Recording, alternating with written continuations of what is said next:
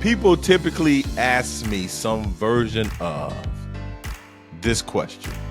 Hey man, I'm interested in getting started doing stand-up. What do I need to do? How do I get started with stand-up comedy? Well, let me give you a few steps of how to get started doing stand-up comedy. The first thing, you need to get a notebook, make a note on your phone, and start collecting material. Start collecting stories, things that you think about that you deem to be funny, insights, observations, what you potentially would say on stage in front of an audience. You need to start getting the raw material of that. That's the vibranium of your performance, your material. Like, you can look great, you can sing, you can dance, you can do a lot of wonderful things on stage.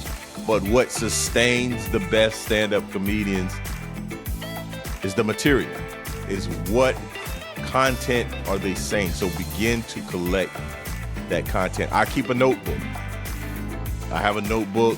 When I have an idea, I write it down. Sometimes I put it in a note in my phone. I'll do a voice memo, some type of way where I capture the idea of what made me laugh or what I deem to be funny that I want to share with an audience. So begin, if you haven't started, most times when people are asking, they've already started writing. So start collecting content material if you haven't. If you haven't done that, unless you just want to get up on stage and see how it goes. The second step is begin to organize it. Put it in some type of order and some type of time frame. Have some kind of idea of how long it takes you to do it, and what order do you wish to go through the content. Do you want to start here and end there? Do you want to end there and start here? Like begin to do that before you get on the stage. Before you find a place to perform, collect the material, and then as you collect the material, in a separate step, begin to organize and time the material. So that's the first thing I would tell you to do. Collect the material, then organize the material on how you would want to do it on stage, and time yourself. Because one of the worst people, one of the worst performers are people that don't adhere to the light, that don't adhere to time. If they tell you you got 3 minutes, go up there and do 2 minutes and 55 seconds, especially when you're getting started. Go up there and do 2 minutes and 30 seconds. Nobody's going to be upset. But if you go up there and do 4 minutes and 30 seconds, they're not going to be happy about it. So begin to collect the material, then organize it and put it in some type of time frame. The next thing you do, find somewhere to perform. Typically, it's an open mic.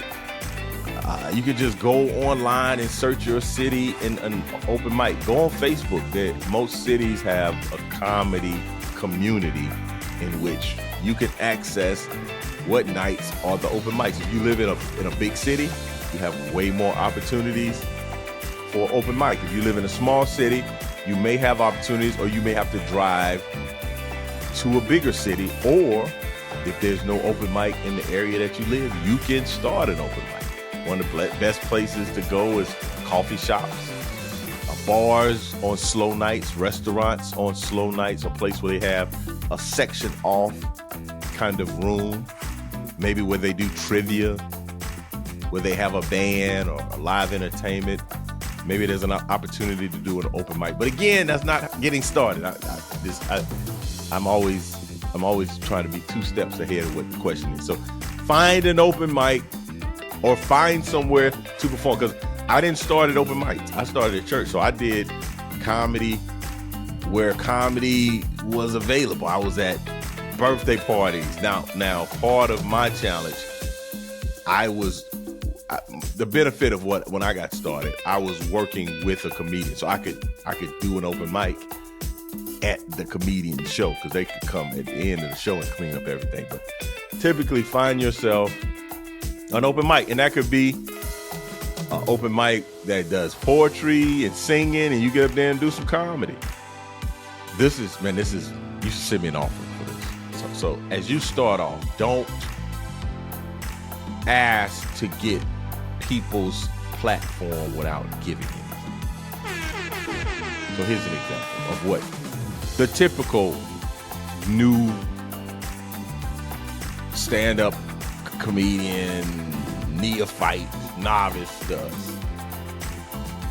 They'll see, okay, let's hit me for example. Let's say I got my Big Dad Energy Tour happening, I got my comedy tour happening, and I'm coming to your city. It's not uncommon for somebody to jump in my DMs who I've never met and say, hey, I see you're coming to Albuquerque, New Mexico. I'm a comedian there. Man, I'm funny. I would love to open for you. Here's my number.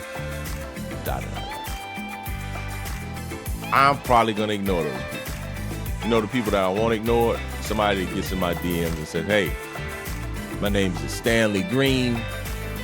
I live in Albuquerque. I see you coming on the date. If you're available, I would love to pick you up from the airport. I would love to take you out to lunch at a spot.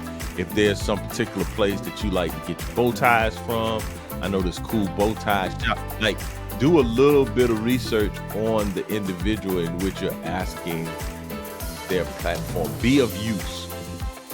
Don't come with an attitude of taking. Come with an attitude of giving. Say, hey, I would love to work your merch table.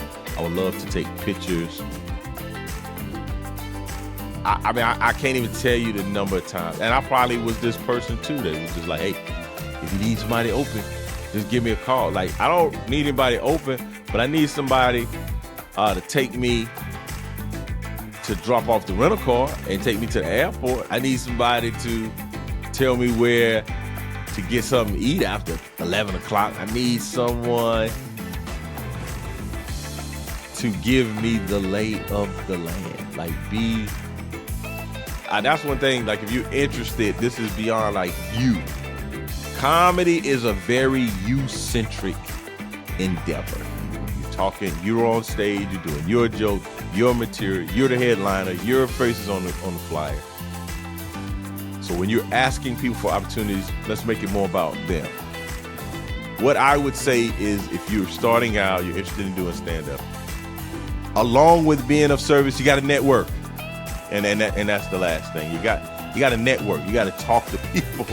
And it doesn't matter if you think this person's funny, you think that person, like, be a part of the comedy community wherever you are. Don't isolate yourself. Again, this comedy community can be kind of full of drama, so you got to be careful.